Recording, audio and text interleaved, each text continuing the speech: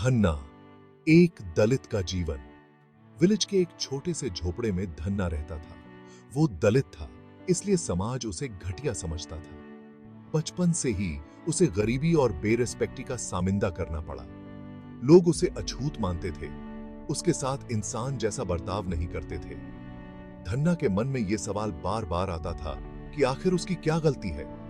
Dhanna hard Varkey था, ईमानदार था, लेकिन उसकी जाति उसके रास्ते की रुकावट बन गई थी।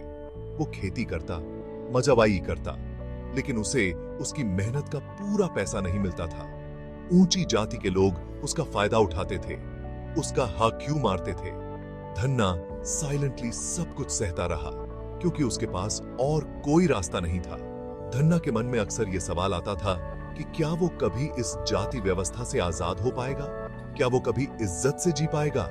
क्या समाज उसे कभी अपनाएगा? ये सवाल उसे अंदर ही अंदर परेशान करते रहते थे। समाज का क्रूर फेस। विलेज में ऊंची और नीची जाति का डिस्क्रिमिनेशन बहुत ज़्रीमेंबरा था। ऊंची जाति के लोग खुद को बड़ा समझते थे और दलितों को अपना स्लेव।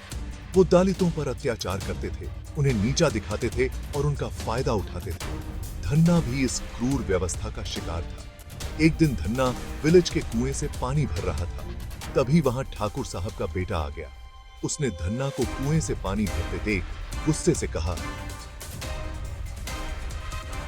अरे नीच जाति के कीड़े, तूने कुएं को गंदा कर दिया।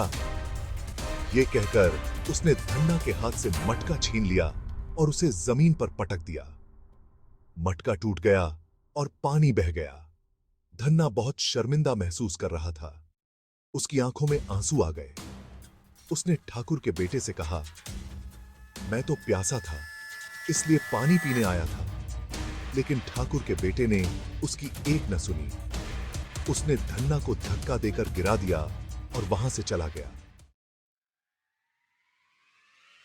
धन्ना का विद्रोह, आक्रोश की स्पार्क। बार बार बेइज्जत होने पर धन्ना के मन में गुस्से की आग भड़क उठी। उसने ठान लिया कि वो अब साइलेंट नहीं बैठेगा, वो अपने हक्कू के लिए लड़ेगा। वो समाज की इस क्रूर व्यवस्था को चुनौती देगा। धन्ना का गुस्सा ज्वालामुखी की तरफ फूट पड़ा।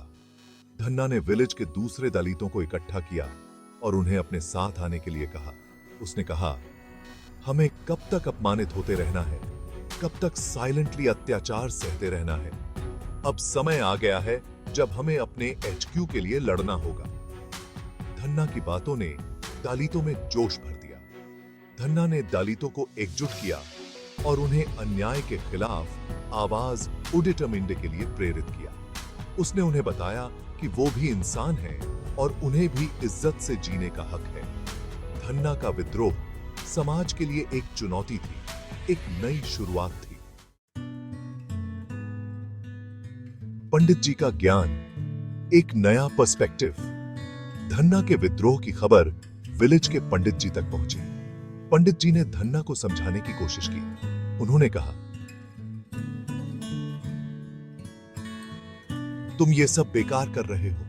जाति व्यवस्था तो भगवान ने बनाई है, तुम इसे बदलने की कोशिश मत करो। लेकिन धन्ना ने पंडित जी की एक न सुनी। धन्ना ने कहा, पंडित जी, अगर भगवान ने जाति व्यवस्था बनाई है तो क्या उसने अन्याय और अत्याचार भी बनाया है?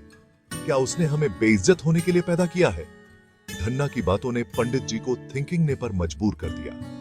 पंडित जी ने धन्ना को समझाया कि इंसान को अपने कामों से महान बनना चाहिए, न कि अपनी जाति से। उन्होंने धन्ना को बताया कि सच्चा धर्म ह्यूमानियत है। पंडित जी की बातों ने धन्ना के मन में एक नई रोशनी जगाई। धन्ना का परिवर्तन मानवता की ओर। पंडित जी की बातों ने धन्ना को बदल दिया। उसने महसूस किया कि जाति से बढ़कर ह्यूमानियत होती है। उसने अपने विद्रोह का रास्ता बदल लिया। उसने फैसला किया कि वो हिंसा का रास्ता नहीं अपनाएगा। वो प्यार और ब्रदरचारे से समाज में चेंज लाएगा। धन्ना ने दलित बच्चों के लिए एक स्कूल खोला। उसने दलितों को पढ़ाने का बीड़ा उठाया। उसने उन्हें बताया कि शिक्षा ही उनका असली हथियार है। शिक्षा के जरिए ही वे अपने हकों के लिए लड़ सकते हैं। धन्ना ने दलितों को सफाई का इंपॉर्टेंस समझाया। उसने उन्हें अपने आसपास सफाई रखने के लिए प्रेरित किया। धन्ना ने दलितों को नशाखोरी जैसी बुराइयों से दूर रहने की सलाह दी। धन्ना ने अपने कामों से समाज को एक नई दिशा दिखाई। समाज का द्वेष जहर का ऐसे पी। धन्ना के प्रयासों से समाज में चेंज आने लगा। दलित बच्चे स्कूल जाने लगे, वे पढ़ने लिखने लगे, लेकिन ऊंची जाति के लोगों को यह सब पसंद नहीं आ रहा था। वे नहीं चाहते थे कि दलित उन्नति करें। वे धन्ना से जलने लगे। एक दिन ऊंची जाति के कुछ लोगों ने धन्ना के स्कूल पर हमला कर दिया। उन्होंने स्कूल में तोड़फोड़ की और बच्चों को भगा दिया। धन्ना ने इसका विरोध किया तो उन्होंने धन्ना को बुरी तरह बीटन। धन्ना घायल हो गया, लेकिन उसने हार नहीं एक्सेप्टेड। उसने ठान लिया कि वो समाज के इस जहर को प्यार और भलाई के अमृत से खत्म करेगा। धन्ना का संघर्ष जारी रहा।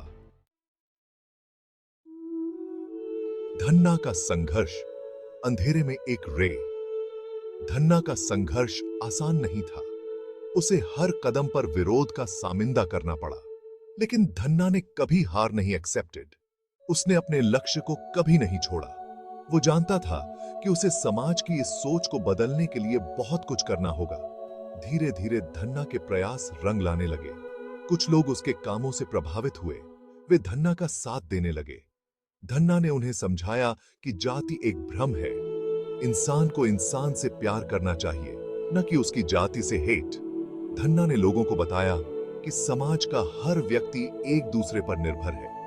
समाज को आगे बढ़ाने के लिए सबको मिलकर काम करना होगा। धन्ना की बातों ने लोगों के दिलों को छू लिया। प्रेमचंद का संदेश, मानवता की विजय। मुंशी प्रेमचंद की कहानी शुद्रा समाज को एक जरूरी संदेश देती है। कहानी में प्रेमचंद ने दिखाया है कि जाति व्यवस्था एक कर्स है। यह समाज को तोड़ती है और इंसान को इंसान से दूर करती है। प्रेमचंद का मानना था कि इंसान को अपनी जाति से नहीं, बल्कि अपने कर्मों से पहचान मिलती है। प्रेमचंद ने अपनी कहानी के जरिए समाज में फैले कास्टवाद, छुआछूत और ऊंच नीच के डिस्क्रिमिनेशन पर चोट की है। उन्होंने दिखाया है कि कैसे ये बुरी बातें इंसान को अंदर से खाली कर देती हैं। प्रेमचंद का मानना था कि शिक्षा और जागरूकता ही समाज में चेंज ला सकती है। उन्होंने लोगों को आपसी प्रेम, ब्रदरचारा और समानता का संदेश दिया। प्रेमचंद की कहानी शुद्रा आज भी उतनी ही महत्वपूर्ण है जितनी अपने समय में थी। निष्कर्ष, एक बेहतर कल की ओर। शुद्रा कहानी का अंत एक उम्मीद की किरण दिखाता है। धन्ना का संघर्ष, उसका समर्पण और उसकी ह्यूमनियत आखिरकार रंग लाती है। लोग धीरे धीरे अपनी गलतियों को समझने लगते हैं। वे कास्टवाद के जहर को आइडेंटिटी ने लगते हैं। कहानी हमें यह संदेश देती है कि चेंज लाना आसान नहीं होता, लेकिन अगर हम ठान लें तो नामुमकिन कुछ भी नहीं है। हमें धन्ना की तरह निडर और मजबूत रहना होगा।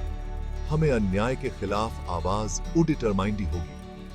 हमें याद रखना होगा कि इंसान की पहचान उसकी जाति से नहीं, बल्कि उसके कर्मों से होती है। हमें एक ऐसे समाज का निर्माण करना होगा जहां हर व्यक्ति को बराबरी और इज्जत मिले। आत्ममंथन, क्या हम बदलेंगे? शुद्रा कहानी हमें खुद से सवाल पूछने पर मजबूर करती है। ये हमसे पूछती है कि क्या हम इस क्रूर जाति व्यवस्था को बदलने के लिए तैयार हैं? क्या हम एक ऐसे समाज का निर्माण कर सकते हैं जहां इंसान इंसान का भाई हो? ये सवाल सिर्फ धन्ना से नहीं, बल्कि हम सबसे है। हमें अपने अंदर देखना होगा। हमें अपनी संकीर्ण सोच को छोड़ना होगा। हमें ह्यूमनियत को अपना धर्म बनाना होगा। मुंशी प्रेमचंद की कहानी शुद्रा हमें याद दिलाती है कि चेंज हमारे अंदर से शुरू होता है।